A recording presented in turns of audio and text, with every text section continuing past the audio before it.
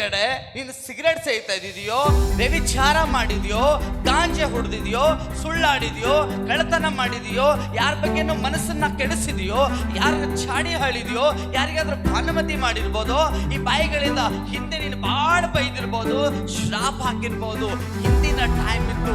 ಯಾವಾಗ ನೀನು ಕ್ರಿಸ್ತನಲ್ಲಿ ಬಂದರೆ, ನೀನು ಯಾವಾಗ ದೇವರ ಹತ್ರ ನೀನು ಬಂದರೆ, ಅವೆಲ್ಲವನ್ನು ನೀನು ಮರೆತು ಹೋಗ್ಬೇಕು. ಹಿಂದೆ ನೀನು ವ್ಯಭಿಚಾರ ಮಾಡಿದೀಯಾ, ಹಿಂದೆ ಪಾಪ ಮಾಡಿದೀಯಾ, ಹಿಂದೆ ಇನ್ನೊಬ್ಬರ ಬಗ್ಗೆ ಹೊಟ್ಟೆ ಕಿಚ್ಚುಪಟ್ಟಿದ್ಯಾ, ಈ ಕೆಟ್ಟ ದೃಷ್ಟಿಯಿಂದ ಇನ್ನೊಬ್ಬರ ಗಂಡನ ನೋಡಿದ್ಯಾ, ಇನ್ನೊಬ್ಬರ ಹೆಂಡತಿನ ನೋಡಿದ್ಯಾ, ಪಾಪ ಬಗ್ಗೆ ಯೋಚನೆ ಮಾಡಿದ್ಯಾ, ಪಾಪ ಮಾಡಿದ್ಯಾ, ಇನ್ನೊಬ್ಬರು ನೋಡಿ ಅಸಹ್ಯ ಪಟ್ಕೊಂಡಿದ್ದೀಯಾ, ನಿಮ್ಮನ್ನು ನೀವು ಬಚ್ಚಿಕೊಂಡಿದ್ದೀರಿ.